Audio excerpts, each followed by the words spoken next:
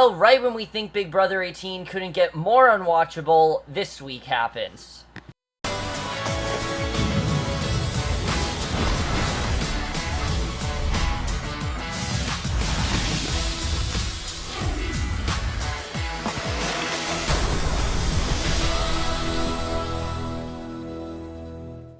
Hey guys, it's Kevin for this week of Big Brother 18, episodes 32 through 34, and there's not a ton to say about this week. I'm going to be honest right off the bat. I didn't really know how this week was going to play out. I was hoping that this would be a better week, not because I didn't like last week. I just felt last week had a lot of missed opportunities. I thought getting Michelle to be the co-HOH, they really messed it up in that regard. I mean, I think that she should not have been the one to win it. I think the care package that was this week is the one that Meech should have gotten, and I think that Paul would have been a more suitable choice for co-HOH. I mean, it's not up to me. I'm just saying I think it would have been more interesting to see that scenario play out than Natalie and Michelle. It just didn't make for the most interesting stuff, and not only was this week worse than that, this was probably the most boring week we've had of Big Brother in a long time. Honestly, this is the most boring I've seen Big Brother since Big Brother 16. And you guys know I didn't hate that season by any means, but at this point, Big Brother is just, there's not a lot happening. Honestly, at this point in the game, we're at the point where there's not a lot happening. No one's really doing anything, and it's honestly pathetic. It really is. The fact that no one's really wants to make a big move, no one wants to take a shot at anything.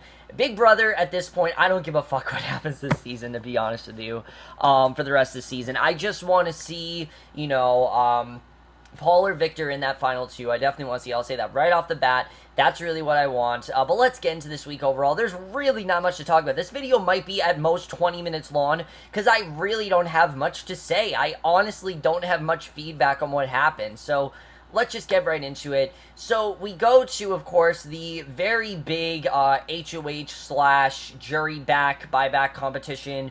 And this was an interesting scenario, the way this played out, because, of course, you have Nicole, James, Corey, and Paul all fighting to become HOH, and then you have the 5 jurors, and I was praying for anyone but Paulie. I didn't care who it was, I just wanted anyone but Paulie.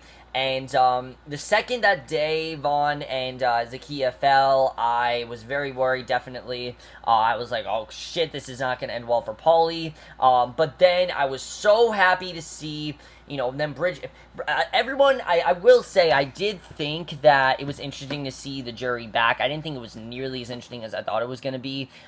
Bridget was singing some, song to calm herself down, which I think is kind of a good strategy, but it was still kind of strange, and really to show how innocent she is. I do like the fire we've seen in her the past few weeks, but basically what ends up happening is Paulie and Victor are the final two left to get back in the house. I'm like, anyone but Paulie. Luckily, Paulie falls, and Victor once again somehow gets himself back in the house, and that alone is enough of a reason for, I think, Victor to win this game. I honestly feel that you should just give him that check right now, because Victor is dominating this game.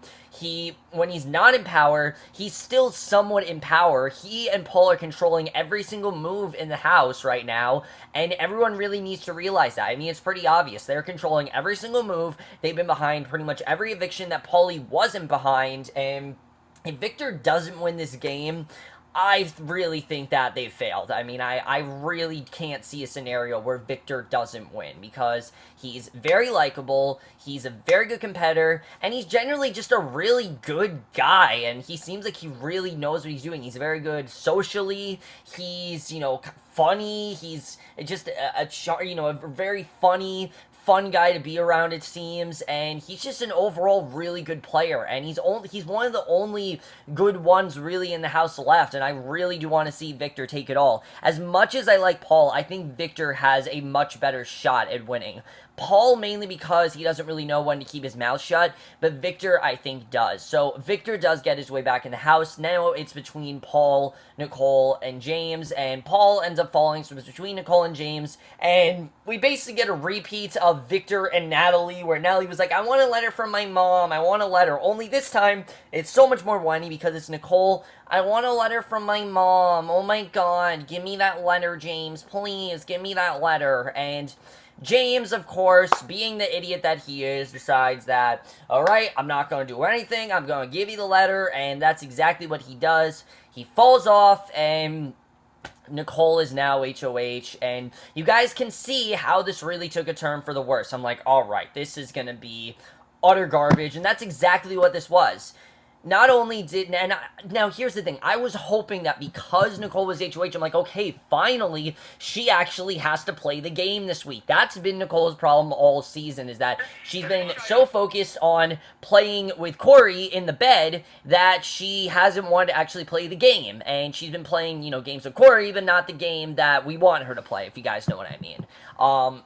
But, that's something that I thought was very annoying, and I thought, all right, now Nicole's in power. Maybe now we're going to see her get to show her cards a bit. Maybe now we'll get to see that Nicole that we loved in Big Brother 16, the one that's in power. Because when Nicole's in power, and when she's focused, she's actually a very good HOH. I remember her as HOH in Big Brother 16, and she was really good, honestly. I think she definitely did a very good job once she was HOH. Definitely, she tried definitely to get some big players out, and you could definitely tell. So that's something I definitely really enjoyed, was seeing Nicole as HOH this week. I was hoping that she would do something big, and I was hoping that, all right, finally this would be the chance for us to see Nicole as who we really want to see her as. But the second that Nicole gets HOH, she goes right to Corey and basically just sets all of her goals right there. Now, I will admit some of the things she did here, I think, are generally good ideas. The fact that she allied with Paul and Victor, created this Final Four, I thought that was very smart. Because James and Natalie, they're just, as much as I think she wanted to do this, they're just not reliable. I mean, they're really not. They're not going to do anything you tell them to do. They're not going to risk their life for you. I mean, they're only concerned really about the two of them and Meech. Now, I do like that they have this kind of deal with Meech right now, but James and Natalie are really outnumbered this week, and you definitely do see that. And honestly, I don't love this catty, more confident side of Natalie that we got this week. I'd like to see more of the underdog Natalie, and that's, I think, the main reason why I don't like Natalie as much anymore. I really did like her, but after this week, I don't know, I feel like this is the Natalie that I was worried that we were going to get this year, and now we sort of have that Natalie, and I'm not a huge fan of this side of Natalie. I like the Natalie that's just sweet and nice to everyone, and is an underdog and knows the game but doesn't really do anything because she's trying to keep herself safe. That's the Natalie that I want to see. I don't want to see the Natalie that's just talking shit at everyone every 5 seconds. I don't want to see that Natalie. I don't want to see Natalie think she knows everything, just like they did this week. Because James, Natalie, and Meech, they pretty much feel like, all right, our game is in the bag. We know what we're doing. We haven't got any blood in our hands. We're safe, definitely. But you can tell Nicole right away wants to make her target Meech, which I thought was smart. Again, these are smart things that Nicole did.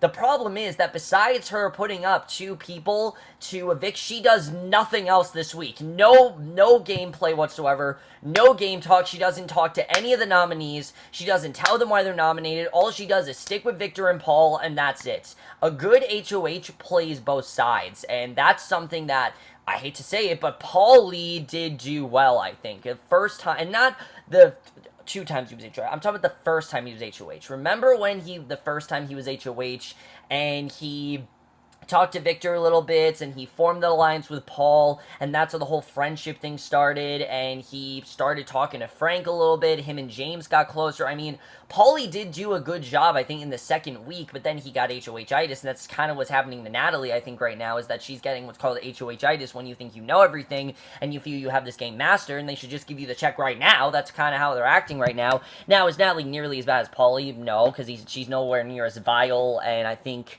just rude as Paulie is, but, it was interesting to see this more, like I said, feisty side of Natalie that I'm not a huge fan of, but anyways, Meech and Paul end up going up. Paul feels that he's a pawn, but he's still not 100% sure, and, he ends up confronting Nicole about it. Nicole very quickly tells him he's a pawn, so he doesn't feel he has much to do, and that's it. There's nothing to talk about, really. I mean, Corey gets the last care package. It's this BB bribe, and it's ridiculous. I thought it was so dumb to watch. Corey, of all people, how did this happen? I have no idea how Corey got the care package. I remember last week I was saying anyone everyone but Corey, and would you look at that, Corey got the care package. It doesn't make any sense to me. Victor should have fair and square got that care package. I mean, there's no reason why he shouldn't have gotten that care package, but some reason Corey did, and he doesn't want to use it. You don't really know if he's actually going to use it, but anyway, not much happens on Sunday at all. There's not much to talk about. Wednesday, again, not much is going on. Like I said, there's really not a ton to talk about this week that actually happens. Nicole and Corey just kind of dancing around answers. They're kind of just saying the same things over and over again. We go with the power veto, which I thought was really weird. It was like a Christmas thing. The only thing is that I think Natalie looked really sexy in the Mrs. Claus costume. That's the only thing I will give her. And that's the only thing I will give to that competition. I thought the competition was garbage. I thought it was hilariously terrible to see Corey complain about, to see Corey just gloat about Christmas, and then Christmas is the most beautiful thing ever, and just gushing. It was so annoying to watch, and him giving up the game for Nicole, I mean, that's how you know. And you can't even tell if Corey likes her or not. It's just really dumb. At this point, Corey and Nicole, by the way, they're not even an actual showmance. They are a sex mance, really. I mean, that's literally what they do. If you guys go to the live feeds, 99% of the time it's just them in bed, probably either smashing or after smashing. There's nothing in between. It's ridiculous. It really is, and it's the equivalent of like, I think it's the equivalent of like, you like a girl or a guy in high school, you don't want any commitment, so you just have sex. I mean, that's exactly what this is, and it's ridiculous, it's stupid, and I don't know why the house guests are doing that this year. I mean,